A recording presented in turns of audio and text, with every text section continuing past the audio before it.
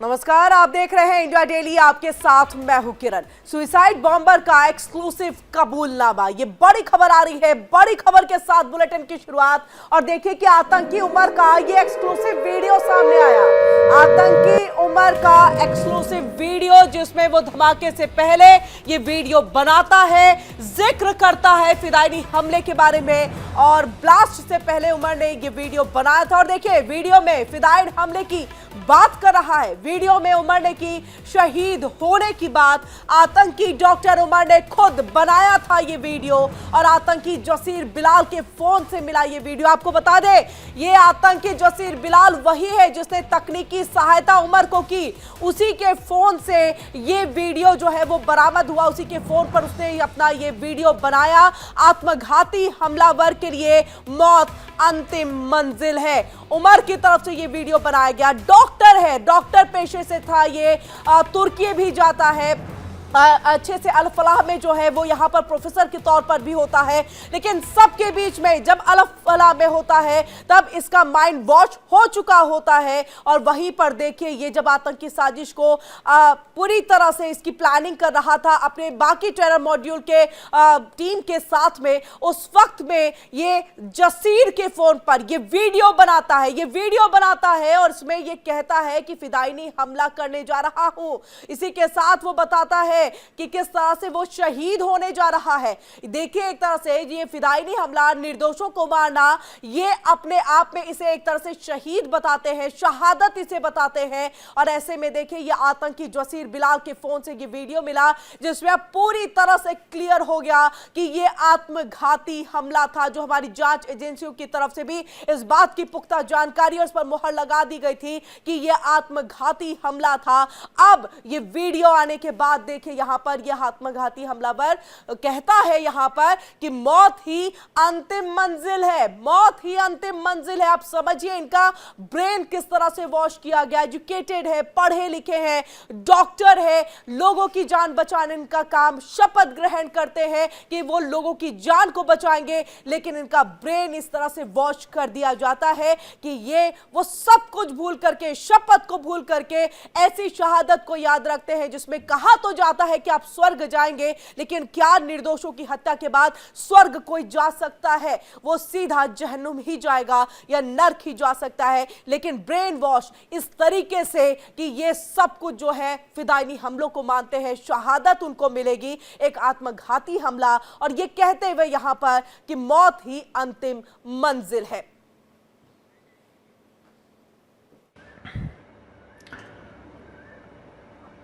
One of the very misunderstood concept is concept of what has been labeled as suicide bombing. It is martyrdom operations, and it is being known in Islam. There are multiple contraindications, but there are multiple arguments that have been brought against it. Martyrdom operations. When a person presumes that he is going for sure die at a particular place at a particular time, he goes against the presumption that a particular is going to die in a particular situation. It's not, we don't have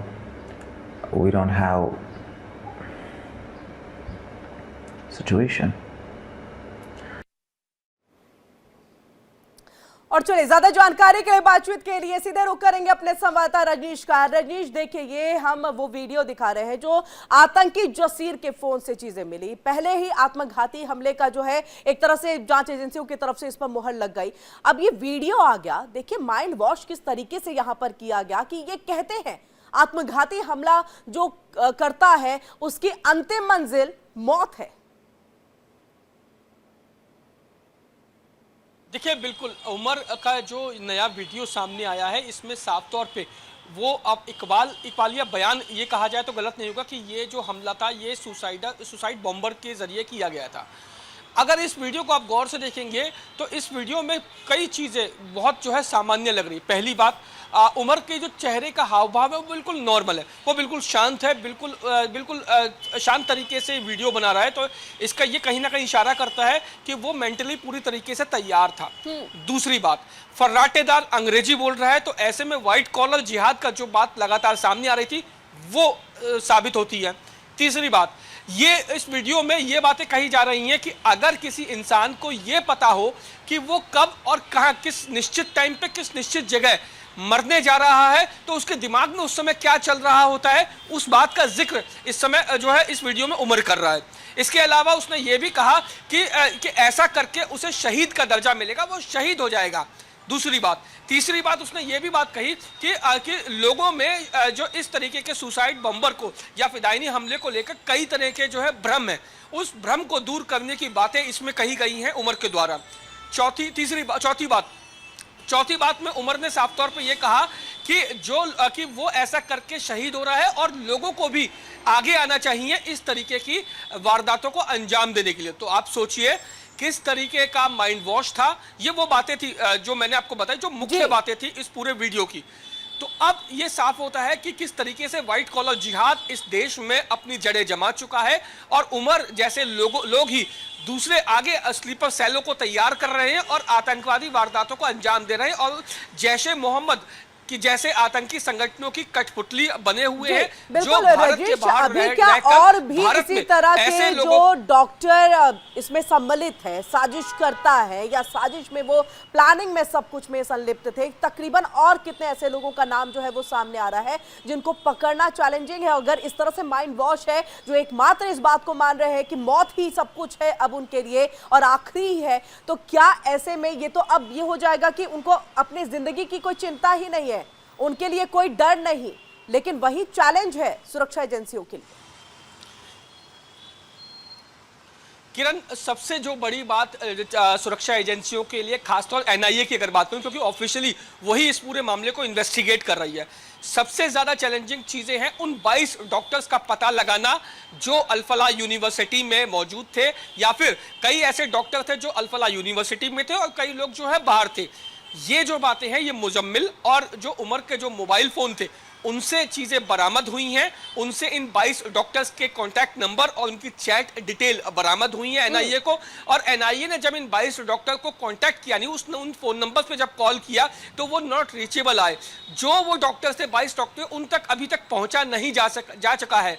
ये 22 doctor देश में कहीं भी छुपे हो सकते हैं और जाहिर तौर पर जिस तरीके का माइंड वॉश उमर का किया गया था और उमर ने आगे जिन लोगों का किया गया था, उन लोगों तक पहुंचना एक बड़ी चैलेंज होगा जांच एजेंसियों के लिए और खासतौर इन 22 डॉक्टर के लिए कि ये 22 डॉक्टरों ने आगे कितने स्लीपर सेलों को तैयार किया है भारत विरोधी गतिविधियों को अंजाम देने के लिए। जी राजेश, अगर हम डॉक्टर शाहीन की भी बात कर ले, जानकारी निकल रही थी जो आप बता भी रहे हैं कि ऐसे महज 3-4 डॉक्टर का ही माइंड वॉश कर दिया जाए तो बाकियों को ये खुद ही जो है उनका माइंड वॉश कर देते हैं, ब्रेन वॉश कर देते हैं।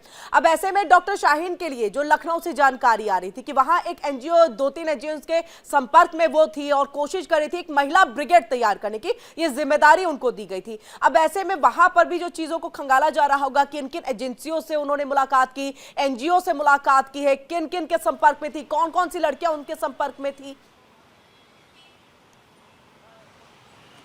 देखिए किरण, जहां तक शाहिदा सईद की जहां तक बात है, वो 3 बार पाकिस्तान जा चुकी है। पाकिस्तान जाने के बाद सबसे बड़ी बात, पाकिस्तान जाना कोई बड़ी बात नहीं है, हजारों लोग हर साल जाते हैं, लेकिन शाहिदा जो है वहां पर जैश के जो सरगना है मसूद अजहर, उसके जो भतीजे की जो वाइफ है उससे मिलने जाती थी और इस मामले में जो मसूद की जो बहन और जो पत्नी थी वो शाहिदा सईद से मुलाकात करती थी और शाहिदा सईद को जिम्मेदारी दी गई थी कि वो भारत में ऐसी महिला ब्रिगेड तैयार करे जो किसी भी हद तक जाने को तैयार रहे, चाहे वो फिदायनी हमला हो या फिर कोई और बड़ी वारदात को अंजाम देना हो। जहां तक शाहिदा सईन की बात है, शाहिदा सईन के पास से 3 पासपोर्ट मिले, तीनों अलग अलग जो है पते पर बनाए गए थे। तीनों पासपोर्ट में अलग अलग बिल्कुल। इस बीच रजनीश एक बड़ी खबर आ रही है, बड़ी खबर आ रही है, आप हमारे साथ जुड़े रहिए, हम वापस लौटेंगे आपके पास। आतंकी उमर का ये एक और वीडियो सामने आया है, बड़ी खबर आ रही है, आतंकी उमर का एक और नया वीडियो सामने आया। दिल्ली की अरुणा आसफ अली रोड पर दिखा उमर, अरुणा आसफ अली रोड पर घूम रहा था आतंकी, या फिर ये कहे कि रेकी कर रहा था।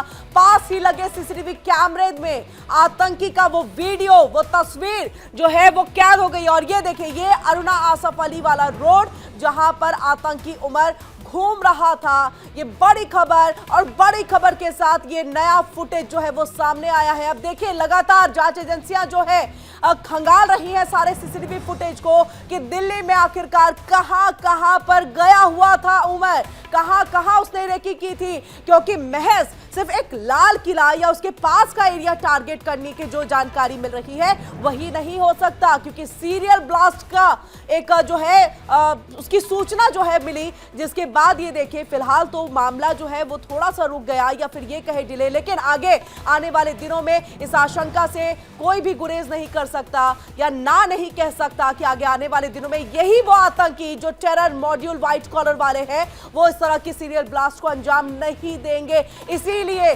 तह तक जाना बहुत जरूरी है, बहुत इंपॉर्टेंट। इस बीच देखिए, हर एक सीसीटीवी फुटेज को जो है वो खंगाला जा रहा है और सीधे रजनीश का रुख करेंगे। रजनीश, अरुणा आसफ अली रोड पर घूमता दिखा आतंकी उमर। देखिए, अरुणा आसफ अली रोड का जो सीसीटीवी फुटेज इस समय इंडिया डेली एक्सेस कर रहा है, उसमें साफ तौर पे देखा जा सकता है कि उमर किस तरीके से वहां पर घूम रहा था, वहां पर मौजूद था। लेकिन किरण, बड़ी बात यह नहीं है कि आसफ अली रोड पे जो उमर की मौजूदगी का सीसीटीवी फुटेज सामने आया।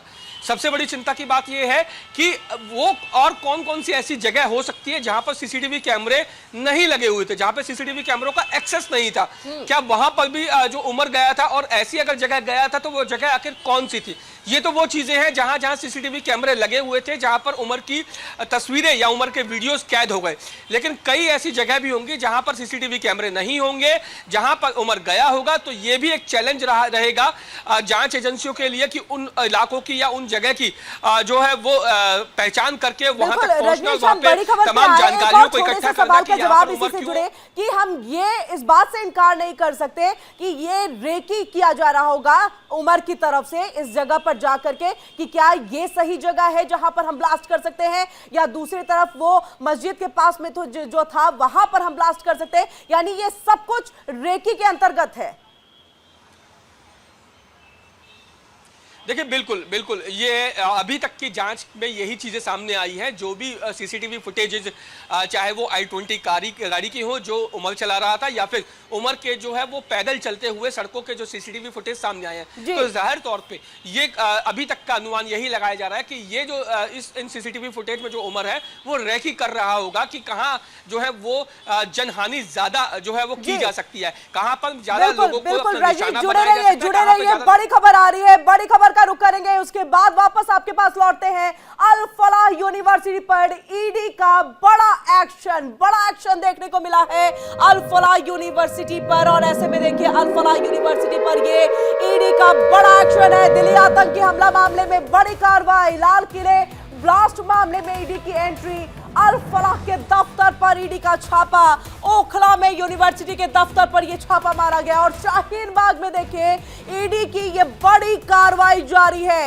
ईडी का शिकंजा कसना शुरू हो गया है कि आखिरकार इनके पास फंडिंग कहां से आती थी, कौन कौन देता था, विदेशों से क्या कनेक्शन रहा, ये तमाम चीजें जो है अभी जांची जा रही है। ईडी की तरफ से ये बड़ा एक्शन लिया गया है। सीधे रुख करेंगे रजनीश का। रजनीश, ईडी का शिकंजा अल फलाह यूनिवर्सिटी पर। देखिए, ईडी भी अब इस पूरे मामले में ईडी की एंट्री हो चुकी है। ईडी अब पीएमएल यानी मनी लॉन्ड्रिंग के तहत जो है इस मामले की जांच अब कर रही है।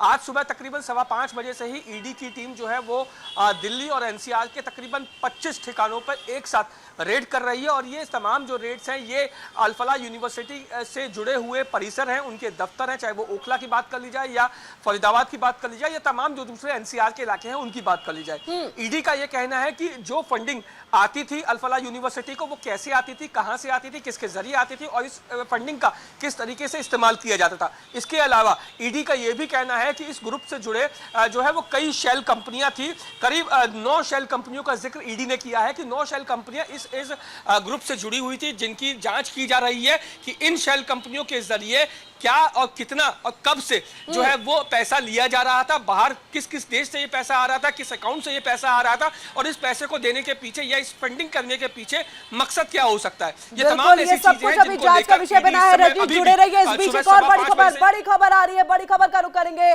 दिल्ली ब्लास्ट से ही जुड़ी इस वक्त की ये बड़ी खबर, आतंकी उमर को लेकर के बड़ा खुलासा हुआ है। बड़ा खुलासा आतंकी उमर को लेकर के, हमले से कुछ दिन पहले नूह में रुका था आतंकी उमर, नूह में आतंकी उमर ने लिया था किराए का कमरा। आपको बता दें नूह से तकरीबन 5 अभी तक गिरफ्तारियां हो चुकी है और ऐसे में वहीं से अमोनियम नाइट्रेट बेचने वाला जो शख्स था उसको भी गिरफ्तार किया गया था।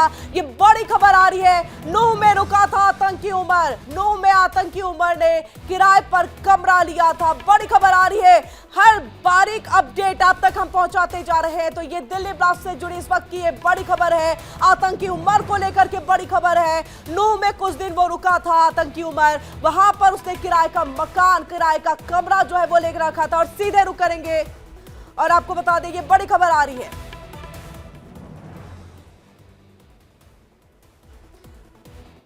और इस बीच एक और बड़ी खबर आ रही है। एक और बड़ी खबर का रुख करेंगे, दिल्ली आतंकी हमले में एनआईए का बड़ा खुलासा हुआ है। तो एनआईए ने यहां पर बड़ा खुलासा किया, दिल्ली में हमास जैसे हमले की योजना थी, ड्रोन, रॉकेट, जूता बम से हमले की योजना बनाई गई थी।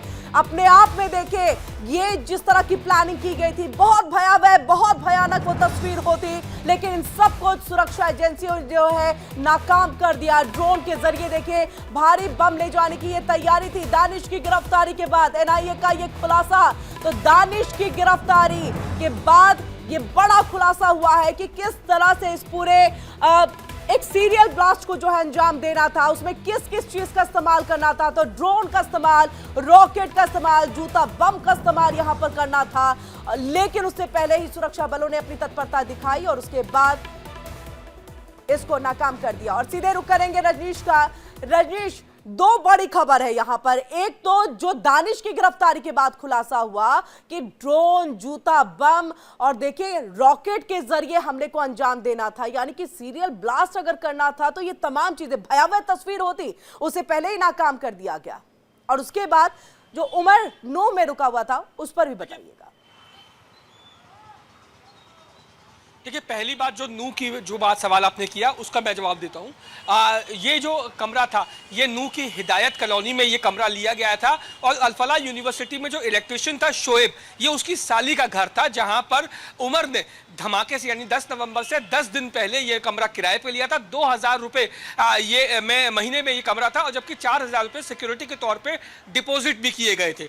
आपको याद होगा जिस i20 गाड़ी का जिक्र सामने आ रहा था, जिस i20 गाड़ी के जरिए धमाका किया गया था, वो i20 गाड़ी भी करीब 10-11 दिन पहले ही जो आमिर के नाम पे ली गई थी और इस i20 गाड़ी का जो है इस्तेमाल इसमें किया गया था। तो ये साफ हो गया कि जो कमरा लिया गया था वो भी अल-फलाह यूनिवर्सिटी के इलेक्ट्रिशियन शोएब की साली का घर था। यानी अल-फलाह यूनिवर्सिटी एक बार फिर कनेक्ट होती है, इससे उमर से कनेक्ट होती है, शोएब से कनेक्ट होती है, मुजम्मिल से कनेक्ट होती है, साइद शहीन से कनेक्ट होती है। पहले सवाल का जवाब ये। दूसरा, बहुत बड़ी जो है ये साजिश थी जिसे नाकाम कर दिया गया और ये नाकाम जो किया गया वो जम्मू कश्मीर पुलिस के एक छोटे से ऑपरेशन के बाद किया गया। जब जम्मू कश्मीर पुलिस ने इलाके से एक इमाम को गिरफ्तार किया, उसके बाद जब पूछताछ हुई, जब उसके बाद मुजम्मिल को गिरफ्तार किया गया और जब उसके पास से विस्फोटक मिले, तब ये पूरा मामला खुल के एक के बाद एक कड़ियां जुड़ती चले गई और एक के बाद एक, चाहे वो दानिश हो, चाहे वो आमिर हो, चाहे वो शाहिदा सईन हो, चाहे वो मुजम्मिल हो, चाहे वो कादिर हो, तमाम लोगों की कड़ियां जुड़ती चले गई और तमाम लोग गिरफ्तार होते चले गए। और जब यहाँ पर दानिश को जो है गिरफ्तार किया गया और ये बड़ा खुलासा हुआ। बहुत बहुत शुक्रिया रजनीश पूरी जानकारी हम तक यहाँ पर पहुंचाने के लिए।